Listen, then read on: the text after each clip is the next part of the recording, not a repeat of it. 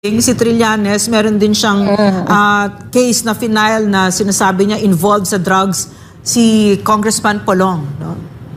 So what do you think? Yeah, they're right. Kasi you have to lead by example. Ikaw ang nagsulong ng batas na yan, pangunahan mo. 'Di ba? Magpakita ka, ikaw ang maging role model na patunay na ikaw na nagsusulong ng batas na ito ay free from. Ang tama din na ang panawagan natin kay Inday Sara, actually sinabi ko yan sa mga nakaraang vlog, na para mapatunayan nila, hindi lang yung tayo yung mga nananawagan. Even ako, I will subject to hair follicle test. Sabi ko nga, ako'y nakaschedule na, no? I think 2-3 months ago, hindi ko pa napupuntahan. Bayad na nga yun eh. So I will do that also as a vlogger para makita natin kung sinong bangag dito. Kasi nagbibintangan din tayo ng mga trolls nila, ng mga ng Malacanang na binabalik sa atin eh. 'Di ba? Itong mga itong mga doers na ito, binabalik nila sa atin na tayo ay maaring gumagamit ng ganito, ng ganyan. So ako, patutunayan ko din sana. I will also. And maganda yung panawagan dahil tama lang na si Inday talagang magkaroon din tayo ng panawagan, you do it. So, the Vice President, actually, should start now. Dapat ngayon siya talaga mamuno dahil ay manguna dito, baka sakali. I know na mahirap, baka sakaling sumunod si Marcos Jr. Pero again, tama, dapat live telecast, from collecting the sample, the specimen, ipakita talaga sa taong bayan. Kasi yung nakaraan, di ba, yung kanilang, yung nakaraang test niya, na sinurprise na lang daw yung taong bayan, pumunta sa St. Luke's, that was questionable. Like, more than 2 minutes lang, di ba? Questionable pa yung time ng pag-undergo niya sa test na yon. So talagang makikita mo, no, ang dami talagang loopholes or red flag na ginagawa ng presidenteng bangag. Yeah. So alam ko na hindi niya gagawin yon, yung live pulburon test na yon, pero mas magandang pangunahan nga nila Congressman Polong Duterte, Mayor Baste, itong magkapatid. 'Di ba, na sila mag-subject. Maharlika and attorney, no, honestly, what I really feel, no, with this president that's so hurtful is the way he disrespects the Filipino people.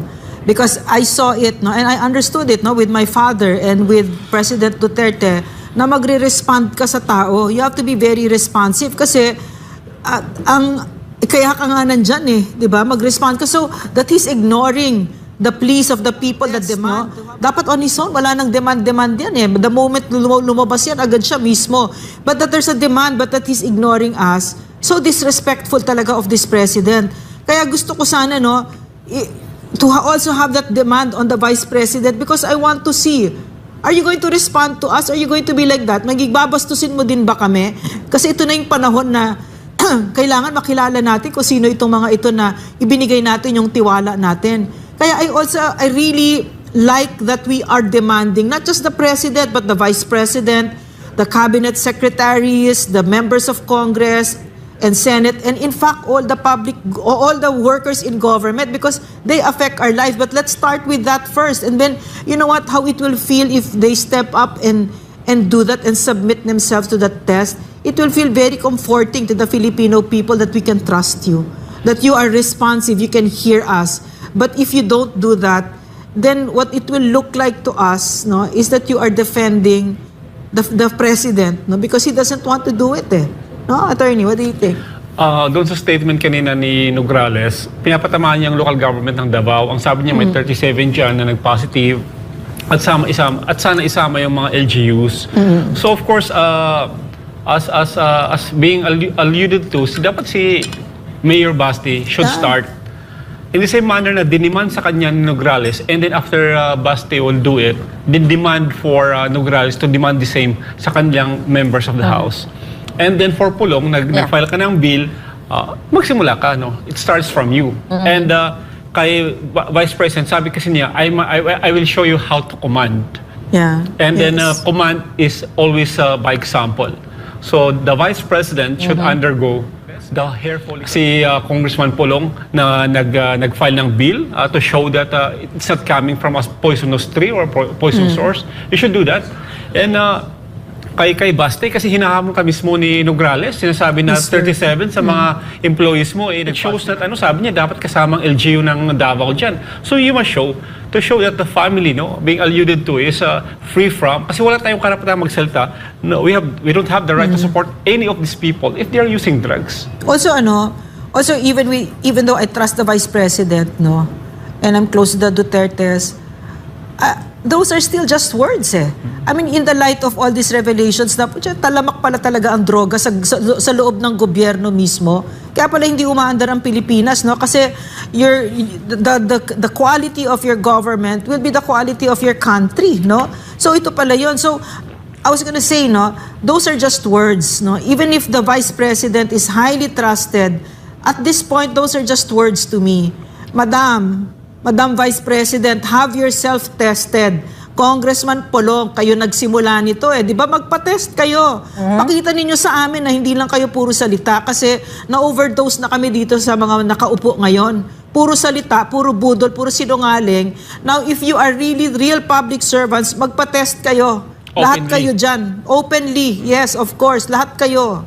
Nobody exempted, What worries me? Okay, Maharlika, go ahead.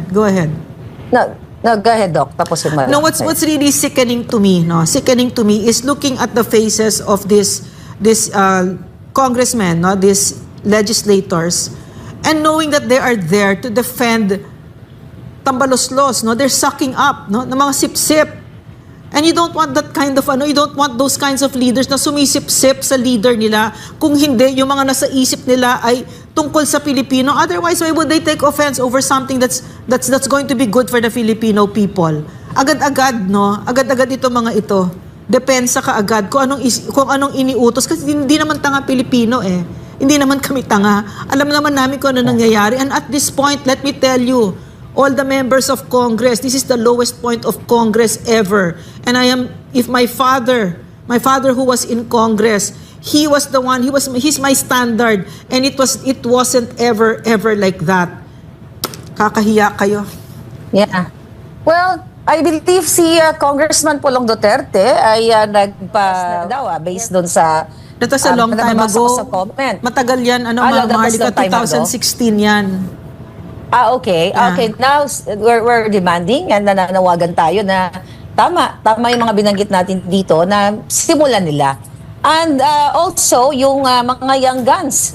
Sila yung mga young guns o yung mga nagmamalaki na legislators. And also ako sa vlogger, tayo, Dr. Ray, tayo, attorney, dahil tayo ay, naghihingi ng transparency lahat. Yung mga nagsalita kanina, I demand them also to undergo political test kasi I will do it.